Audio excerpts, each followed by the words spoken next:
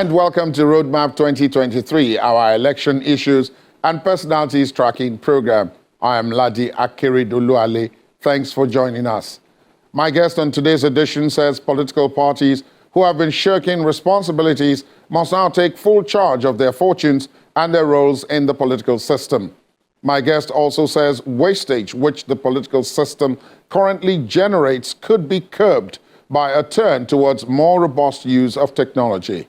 Roadmap 2023 talks to the chairman of the board of Yaga Africa, Dr. Hussaini Abdu. Dr. Abdu, thank you for your time. Welcome to the program. Thank you very much for having me. Thank you. Let me begin with what would be a general overview of the 2023 election cycle, both the presidential and National Assembly, and then the governorship and state assemblies election. What did you make of the entire process? Is it an improvement, perhaps, on what we had done before? Yeah, I think sometimes, you know, in Nigerians, we are very deeply emotional people, and many times we don't tarry to actually assess situation. I think the whole elections, we had a couple of challenges, but at the same time, we also have some good things to say about the elections. But naturally, in an electoral process, while some are excited about their victory, others will surely agonize, and some we actually have some grievances to express. And that is why it's a whole cycle. It entails voting up to going to court and all those things. But on the negative, on the bad side of the fact that the presidential elections was marred by a level of controversy, particularly due to two major failures of INEC. One has to do with the perennial crisis in terms of our logistics of elections, late start of elections and all those things. The second actually have to do with the failure of the IRF. The IRF was a major subject of mobilization because a lot of people, whether they understand the IRF or they don't understand it well, but there is a perception that results will be transmitted electronically. And so when the IRF didn't work, people quickly run into the conclusion that it was the beavers that failed. And so those whole combination of beaver, IRF, result not being posted and all that was a big issue, and that probably marred the entire elections, and even the good things that came out from that process weren't recognized as a result, because again, the process is always as important as the outcome, and that's part of the reasons why we are not seeing the other side. But when you look at the positive side, we have seen for the first time in most of our recent elections where the ruling parties have actually failed to garner the required result. We have, for instance, at the national level, the ruling party losing in close to about 12 states that the ruling party actually controls. Some of the strongholds of some very individual politicians and all that have actually been lost as a result of that. We saw a very powerful movement, which was the Labour Party, that came up as a movement and swept certain places that ordinarily you feel are very impregnable for even established party. But a small, relatively small party driving on a wave of a particular movement that emerged was able to get some very positive result. And for the first time, we also saw real competition, and three, and if you like, you may even call it four-horse race, where the three major leaders in the presidential race actually shared equal number of states, 12 states. Those are good things about these elections, and I will be very concerned if we lose them, because there are things that we will need to build upon if we actually have to strengthen our electoral process. The failures are there, they are very glaring, like I mentioned earlier, and I also did, and I'm very cautious in using that the result of is as important as the outcome. And so I take it that way. So like, this is what the presidential election looks like. There are the good side and there are also bad side of it. Now, I want to explore first the the part where you talked about the process being as important as the outcome. And you spoke about it briefly when you talked about people jumping to the conclusion that because the results were not uploaded onto the IREF portal in real time as had been promised, that meant the beavers failed.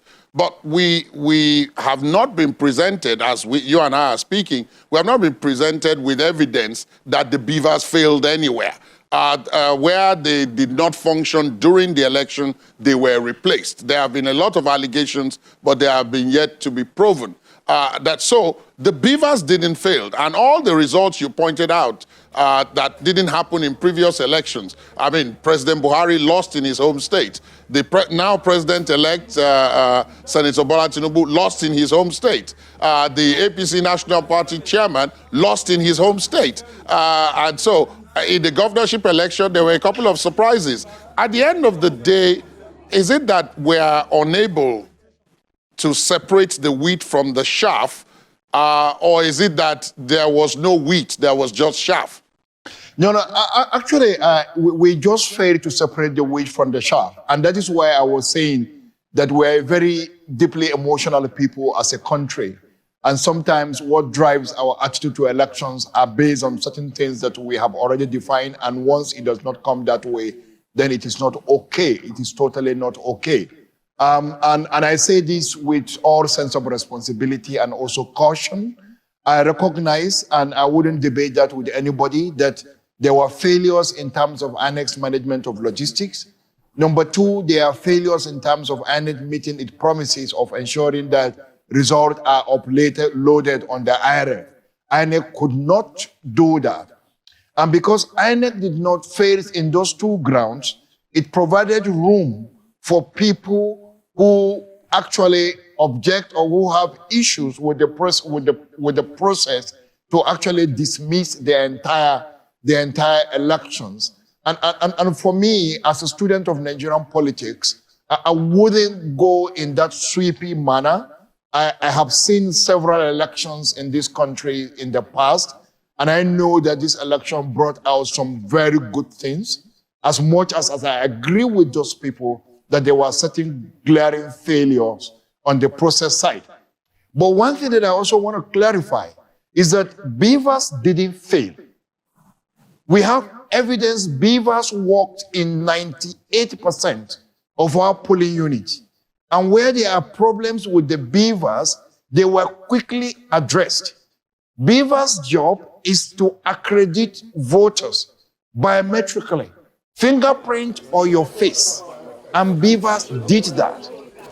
Second, beavers were supposed to be used to take a photo and use that to send the form EC8A, which is the result sheet of the polling unit, and to load that in the IRF. The IRF failed. And there are two different things. The IRF failed. So even when you send the result via the beavers, it's not getting to the IRF. It failed temporarily, but eventually it came back alive. But of course, that came very, very late. And again, INEC did not manage that process well. It took more than 24 hours before INEC issued a statement to actually explain what happened. But that explanation itself was not detailed, was not good enough. Even for me, as an ardent follower and a serious observer of the elections, reading through that statement, I think 4 to 5 paragraph statement, I cannot really pin down at what exactly INEC was saying. And so to that extent, I think INEC didn't manage that process well enough, particularly in a context where people's expectations were very, very high, and people even believe that the IRF upload is like electronic transmission of results. And I've read that, including from very enlightened people. I've heard people talk about that, or even on television, the results were supposed to be transmitted electronically. That wasn't correct. Results were not supposed to be transmitted electronically. I think the IRF is more like a dumping ground for polling unit results. And then, so that people can use that to verify, to authenticate.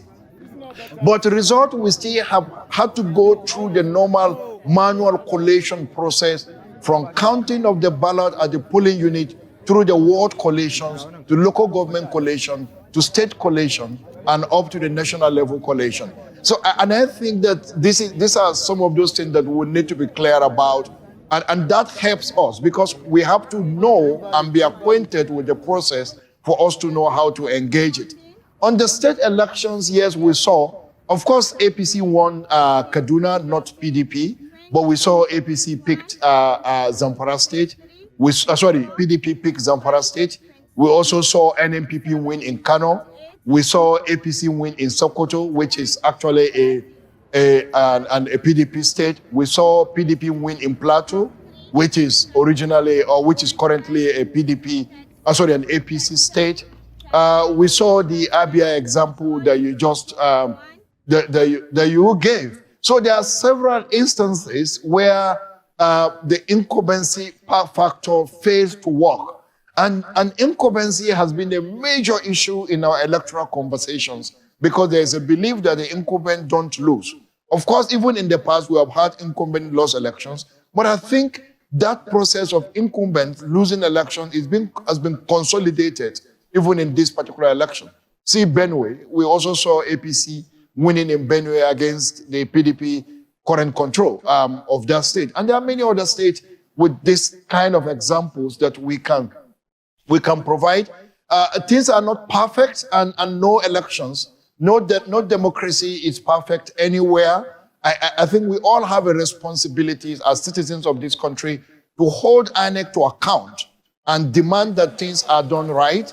And then we also hold ourselves to account and ensure that we help INEC to do things right.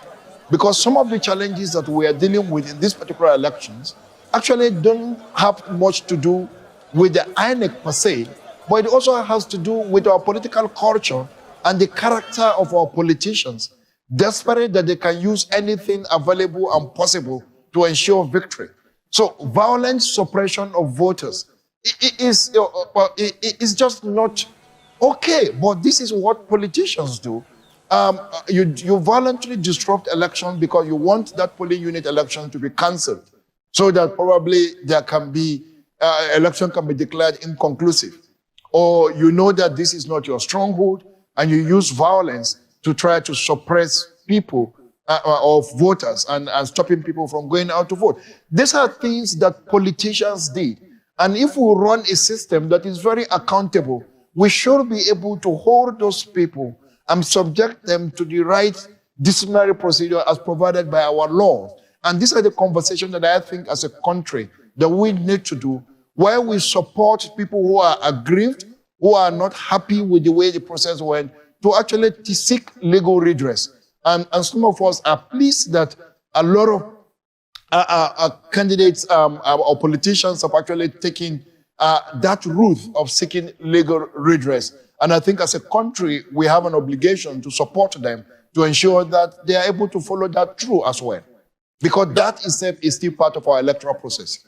Now, there are those who have pointed out that part of the character that you have spoken about, the character that has now been displayed or that has been displayed, over time by our politicians has to do with the system that we are operating, which is more or less a winner-take-all, which is why there's this seeming desperation on the part of everybody to emerge winner. Nobody wants to be on the losing side because there's nothing for the loser. And that makes it difficult to talk about reconciliation and sportsmanship. But that in other systems, in other places where even if you are not the majority, there's still a role, a very prominent role for you within the governance structure. For example, in the proportional representation system used sometimes by parliamentary systems of government and so on, as opposed to first past the post and all of that, that part of our problem comes from that. Do you agree with that? And if so, do you think that that characteristic of the Nigerian politician displayed during the election cycle could be altered fundamentally by a change in that structure of winner-take-all? So I agree to some extent, or I could rather say I agree to a large extent, that our winner-takes-all approach creates a certain level of desperation to win. because if you win, it's more like a zero-sum game. You win, you take it all. You lose all. And therefore, you don't want to lose. But I think that fundamentally, the major driving issue on this issue in our electoral culture or desperate attitude to elections have to do with our values. The values of that our politicians espouse. Because that values is the major software that drives how we do things, what we do and what we don't do. Many times in Nigeria, our conversations are more instrumental, are more around structures and processes. But we don't look at systems and values.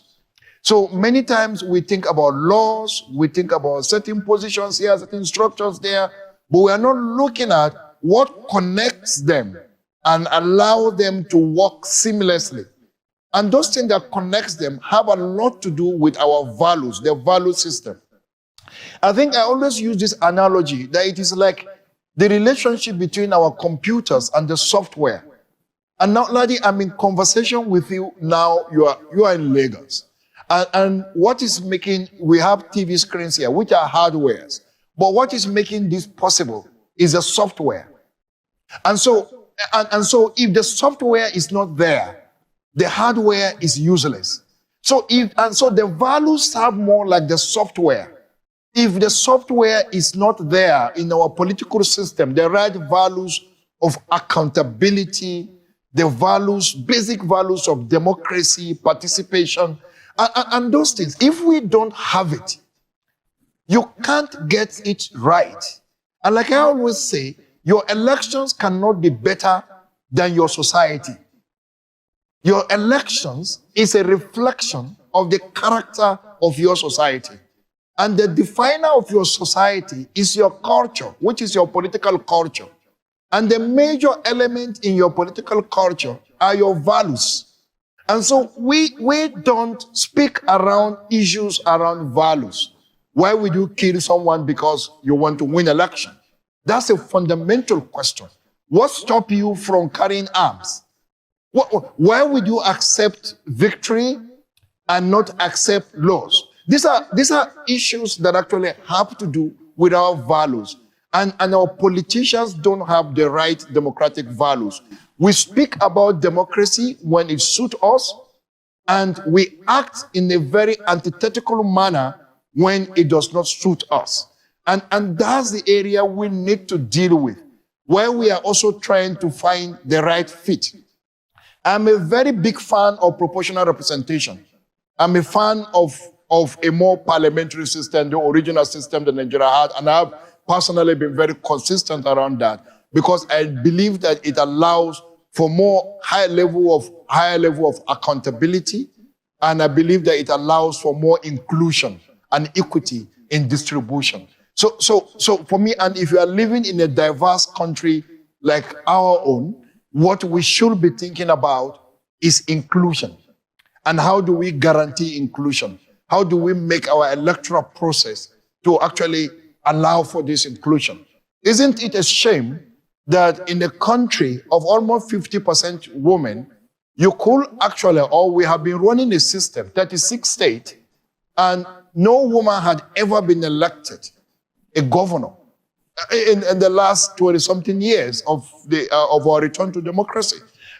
That's a shame. It has to do with the nature of our political or the electoral system. These are things that we will need to change to do that. The whole issues about youth inclusion, the conversation on inclusion of people with disability, it can only be guaranteed when you have certain element around proportional representation. But these are conversations that as Nigerians we need to begin to make in our post-elections process. The whole question around citizenship and what happens to you when you are in another state and all that. These are germane issues that we should be discussing. And let's not lose hope that it didn't go well based on certain perceptions. But let's think about how we can continue to strengthen this. This thing is a journey. is actually not just an occasion or a destination. A lot of wastage goes on in our election circles. And the example I was given is the issue of ballot papers having to do with us printing physically the number of ballot papers for those who collect their PVCs. In this election circle, that would be more than 87 million people or thereabouts. And then only 25 million, about 25 million people voted in the presidential election, possibly less voted in the state assemblies and governorship elections. So at the end of the day, all that amount of paper wasted, all that money spent wasted. And so people keep harping on why don't we move fully onto technology. But then we have seen what can happen with technology in our own setting. So it's like we are caught between the devil and the deep blue sea in this kind of situation. What do you think? That's absolutely correct. There's a lot of waste stage. And I think it's not just printing that number of presidential ballot, but you also have to print. You have to print double because every elections, INEC always go out prepared for a rerun. For instance, in case we are not able to produce a president on the first ballot, and therefore there have to be a second ballot. So that means that that number of ballot, you have to do it times 2, because the INEC has always, it's not a recent development, INEC has always been, because the Constitution provides for it. And it provides that if you are not able to produce a president on the first ballot, you have to run again. And therefore, they have to remain prepared, because the time is too short for them to say they want to go and prepare a new ballot papers and here and there. So it's quite a big challenge in terms of waste. But I think there are 2 dimensions to it. One is that we have to demystify our elections, because there is so much myth around our elections. It is the only thing happening in this country. It's the only thing we know about our democracy. Everybody prepares for it. Political parties, even international partners. Everybody, look at the observer mission. The whole kind of air around elections presents it as the most important thing in this country. And it is it's only in elections that government never hesitates to make money available. You never hesitate. Billions, you just make it available. Because even when the resources are not there, they will have to go and find it. Because it is so easy to blackmail government on issues that actually have to do with elections. Say he's trying to sabotage election. They are trying to rig election. They are trying. So monies will have to be thrown out there. And there's a lot we spend money on. Look at the beavers. Check the cost of those beavers that we have to use. And for me, the second factor where we do that is the trust factor. The trust factor in this country, particularly as it relates to election, is very low. And Nigerians want to be assured that nothing is going to happen. And elections are not going to be manipulated. So the Electoral Commission or the election management body, we have to do everything possible. We print ballot papers as if we are printing money. It's like printing currency. That's how you print, with all the securities, all the provisions. You cannot, we have even outgrown printing blank documentations like result sheets and all that. So each result sheet is customized. Beavers are customized to polling unit. Result sheets are customized to polling unit and collation centers result, and everything is customized. So it's not something that you can use and say you can go and manually fill up, because you also want to ensure that things are not manipulated. And this makes it very expensive and cost-consuming. So, should we go electronics? Should we go and get it and maybe we can save cost? Probably. But we also know that it has its own challenge, like you mentioned. And we know even in some of the most advanced democracies, they still are very manual in their elections, still very manual in that process.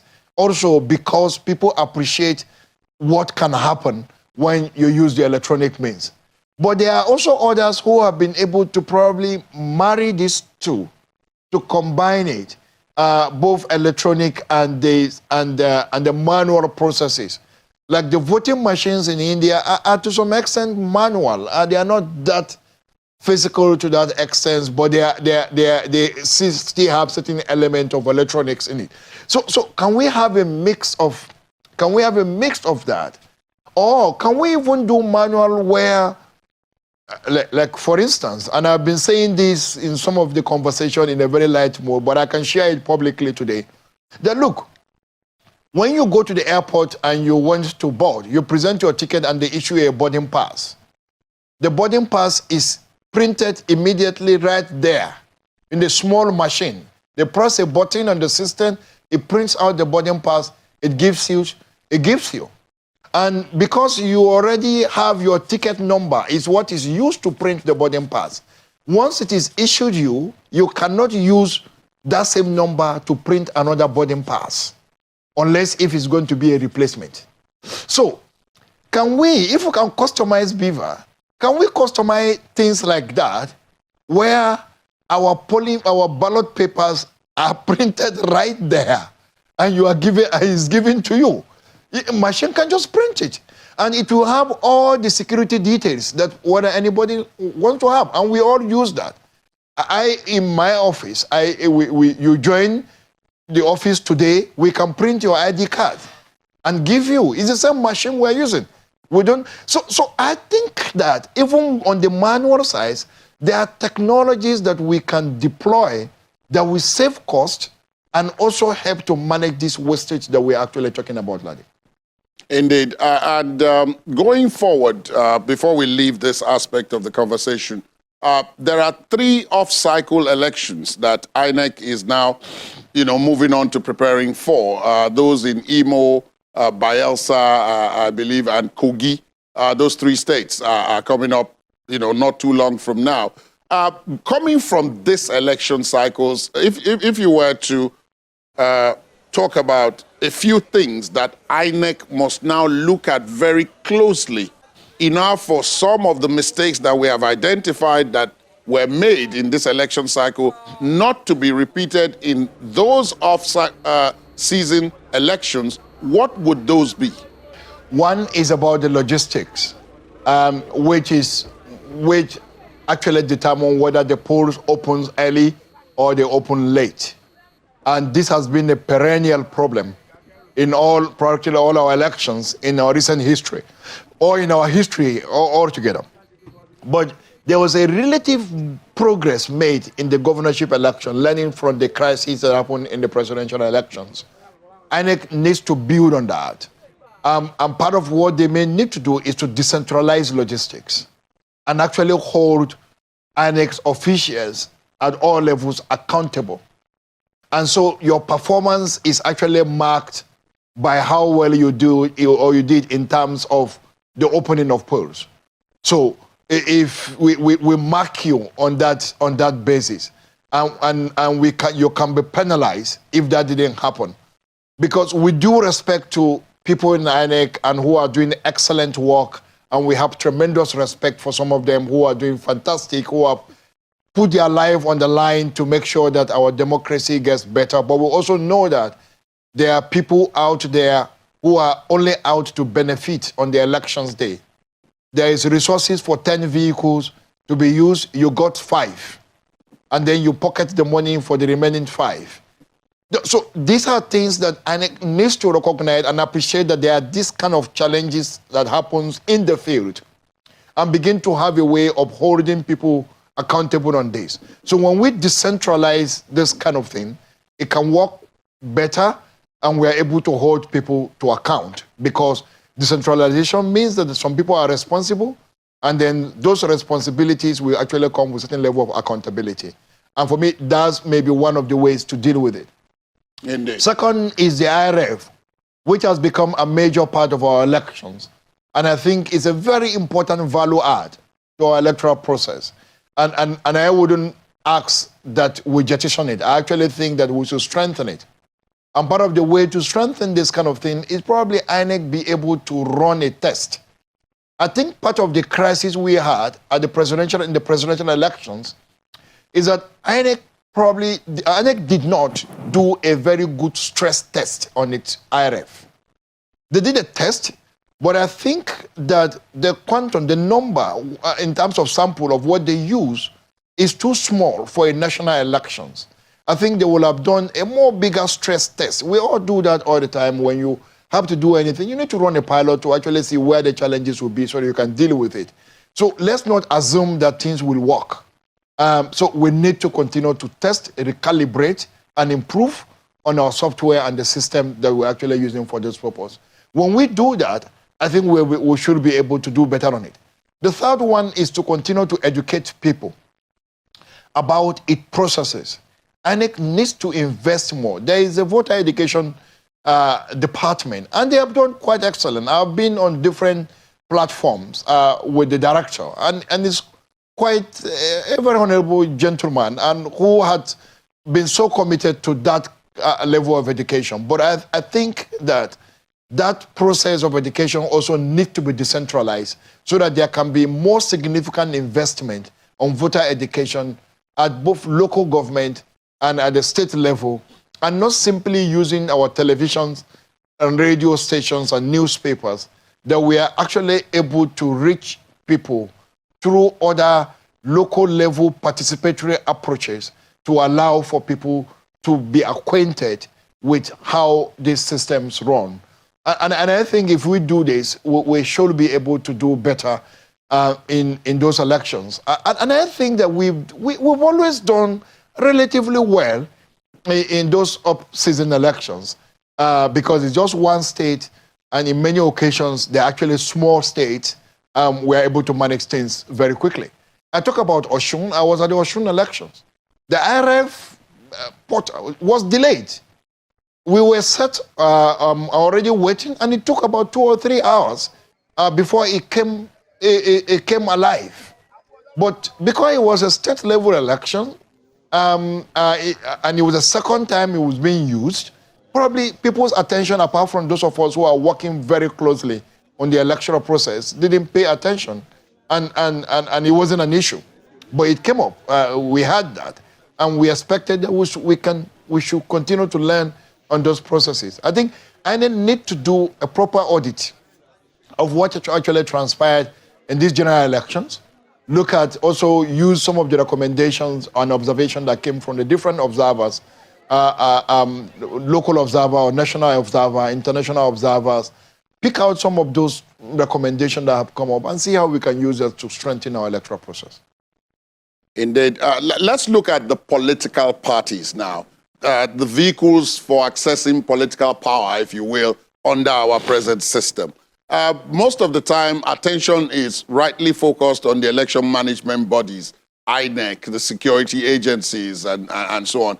But, people tend to give the political parties a free pass, except, when we identify individual politicians whose conduct is unbecoming. But the political parties have got a great deal of role to play, and many have said they are shirking those roles. I'll give you again one example which Yaga brought to light, of which you are chair of their board, which has to do with the role of polling agents. Polling agents on election day are supposed to be representatives of the political parties who are there to ensure that processes and rules and guidelines are followed. But as one who has observed several election cycles in the country, you'll find that you and I both know that polling agents are not doing that for the most part. More often than not, once they are at their duty posts on election day, they are looking out for whatever there is a benefit that is available. And this comes from, as I'm told, the fact that it is viewed as a transactional relationship. They are paid for that job on that day. And therefore, if your political party is not wealthy enough to be able to afford them, other more established parties will simply buy them over and compromise the election. And we have seen that in many instances. So this speaks to the issue of political parties' financially committed membership, which can then be used for roles such as polling agents. Do you see anywhere where this kind of discussion is going on, especially when we have this level of democratic development where we are still trying to dot the I's and cross the T's? No, not at all, Alaji. I actually think that the political parties are the weakest link in our democratic journey. And I think that Nigerians are not paying the appropriate attention to our political parties. I think that Nigerians, we have this attitude. When something is not working, we just want to find an alternative to move on. You don't want to pay attention to it. You just want to find an alternative to it, and then you move on. You don't have government fail to provide water. You find money, you dug well, or you get your borehole. There is no electricity. All you just do is to struggle to find your own generator. There is insecurity in the country. You can't police your environment. You put on vigilantes, or you recruit a guard in your house. Always looking for alternatives. And that, for me, allows the system to continue to rot because people are not being held to account. Institutions are not being held to account because you have found an alternative and you have moved on. And this is how it relates with the political parties. Look, I'm a political scientist. And in those days, when I teach the functions and roles of political parties, one of the major functions of a political party is political education or voter education. But today, Nigerians, when you talk, they say, what is National Orientation Agency doing? What is INEC doing? These are political parties. They cannot even educate their members, mobilize their members. They cannot keep their membership register. No party today in Nigeria has a comprehensive membership register. And they don't care. So if you don't have membership register, how do you get the financial commitment of your members when you don't even have a register? So what then happens is that the rich ones or the strong and the powerful ones will be the ones running and funding the party. And if the party is lucky to have a state or to have a control of a state or something, then it goes ahead to use the state resources to fund the activities of the party. So this is what is happening. We don't have political parties in that classic sense, that classic conception of what political parties means. We don't have them. And as a country, if we want to strengthen our democracy, deepen the democratic culture in the country, the political parties are indispensable. So how do we get to hold the parties to account? To demand that they do the right thing, have the right structure. Part of the crisis we experience in our general elections are functions of crisis in the primary elections of political parties. There's political party that cannot hold any serious primary elections. We hold INEC responsible for certain failures. And for me, that's a big shame. Look, INEC on the daily, almost on daily basis, they are changing names of candidates in the system because parties could not conduct an acceptable primary elections and everything ends up in court. And today, this court rules this way, and then it gets to INEC, they have to change the next day, it has to be another ruling. And that itself contributes to the destabilization and distractions in INEC that eventually leads to some of the flawed elections that we experience. And sometimes the violence we experience in our elections are also hangovers of the violence or discontent associated with primary elections. So Nigerians are not paying attention to what the political parties are doing. And it is important we do that. And coming to the issue of party agents. Party agents are just recruited from the market. They just pick them. It's only in the urban areas that probably you find real diligent party members actually being agents. And then sometimes you also find them in or in collation centers, where you find real party members, state collation center, national level collation centers, you find them there. But when it comes to real polling unit, they're not. These are people who actually, like we mentioned, are transactional. They are paid to do. And sometimes they could get to those polling unit and an opposition party could actually outpay.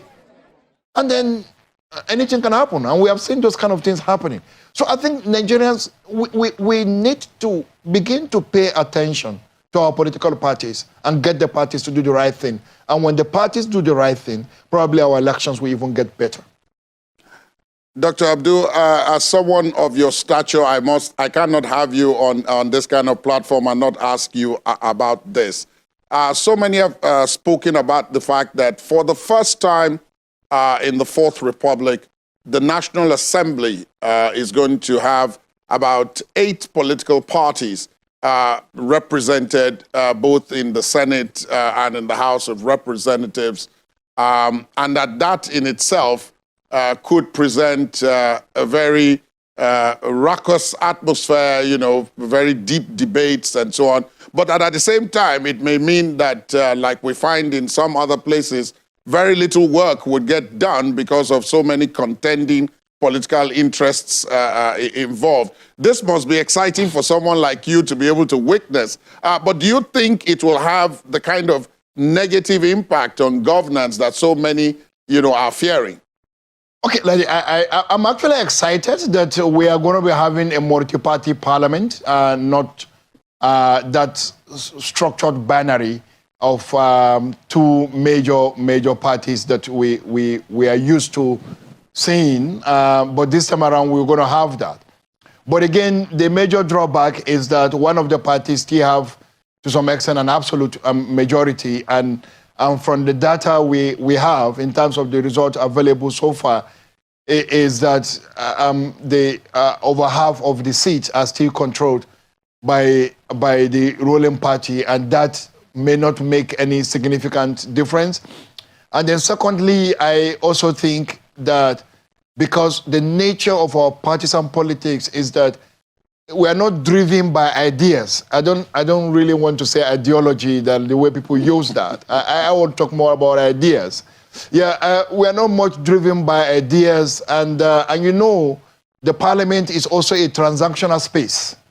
And so it's a transactional space. You trade different kind of things. You trade ideas, you trade resources, you trade anything. So it's a transactional space, and therefore, I don't see the parliament ending up in this kind of cacophony of conversation based on partisan alignment and all those things. I will see some of the parties we end up aligning with the ruling party, and then some we align with the opposition party, with the main opposition party. But I don't see that each of the party running its affairs independent of the other. And then we also have a history of this country where even the ruling party can actually be an opposition to itself. We've seen that as well in the history. So yes, the fact they control their absolute majority, but it's been a real opposition to itself, even within the parliament. It actually opposes its own government than the opposition party does. So I don't see anything much different from what we have seen in the past, even though I'm excited that the parliament, we are going to be having more parties. But I think it also allows citizens to begin to look, who did you vote for? A candidate? Is it the candidate, or is it the party that you voted for? And people can begin to check, those nuances, begin to look at who is doing what and who is saying what, and begin to look at what does these people represent in the real sense of it within the parliament, and that can actually determine how they react in the next election. Exciting times, if I follow what you're saying, Dr. Abdu. My final question to you will be about this. While all the electioneering was going on, something happened quietly that seemed to, not be noticed because it happened right in the middle of all this politicking. And that was that President Muhammadu Buhari signed into law a number of amendments of the 1999 Constitution. Some of them quite profound. They took away electricity and railways and prison service from the exclusive list, and they put them on the concurrent list, even though in spite of the clamor, policing was not, added to that list.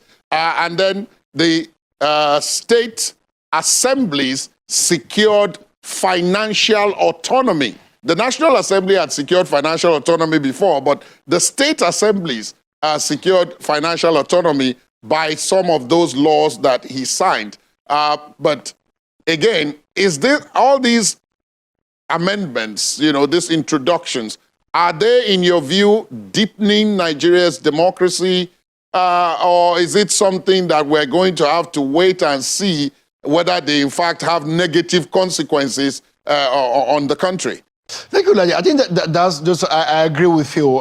It came unnoticed, and nobody's actually discussing it, probably because it came at the heat of this electioneering, and we are losing it. And I'm happy that you are bringing out this conversation. I think we've made there was just good things. I knew there are still a number of those bills, the constitutional amendment bill, that have still not been assented. I think there are about 16 of them still outstanding, and which the president fails to assent. I think conversation will still be going on between the National Assembly and the president, and probably more will come in.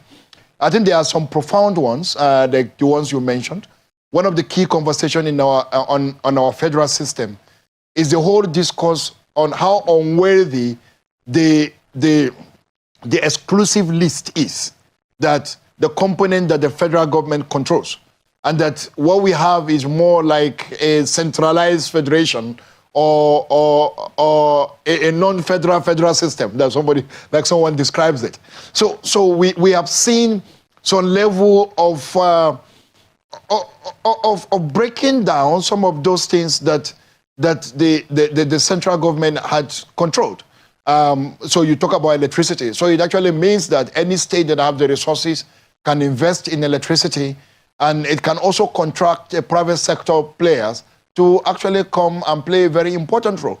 But otherwise, what we used to have is that even when state invests in it, it has to be put on the national grid. And that also has its own challenge. Citizens of resources of a particular state has been used to provide electricity, but yet probably the people of that state are not benefiting from it. Railways, for instance, very important one. People can invest in it. Some states have been running or trying to institute light rail and all those things. We should be able to do that. Prison system, and for me, the more exciting one, the state assemblies. And in most of our conversation, Nigeria is one federation that the only body you discuss in the federal system is the center. Nigerians hardly pay attention to the state. And that, for me, is unacceptable. Because what makes the federal system is the component units, which are actually the state. Nigerians never bother to ask, why are the state electoral commissions not working? They don't ask.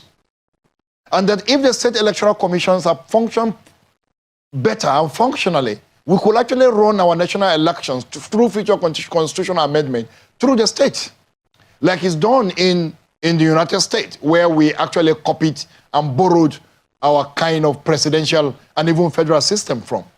That you can get, the national elections are conducted by state. And in fact, those who are conducting the election are actually public servants. And they do it well. So I think we haven't paid that much attention to these issues. And if we have to strengthen our democracy, strengthen our federal system, we need to pay more attention to what is happening at the state level. So the judiciary, that financial autonomy for state judiciary is, for me, a very exciting one. For the assemblies, it's a very exciting one. Most of these assemblies at the state level have completely been pocketed by the state executives. Look, some things as basic as budget consideration. There are states where the governor presents his budget, and in less than 24 hours it is passed. We've seen that in this country. We are not saying that they should always be in conflict with their governors, But citizens want to see that you have actually reviewed it, that you have taken your time and you have made the right comment, and you have seek their own opinions in terms of what the executive have presented to you. So we hope that this autonomy does actually not turn out to become autonomous corruption, but it becomes an instrument that we can actually use to deepen legislative autonomy in the state, and also use that to deepen democracy in the country. So this is a welcome development, and we hope, again, through the interface between the National Assembly and the President, probably more of this amendment, we will still see more of the amendment before the end of this tenure on the 29th of May.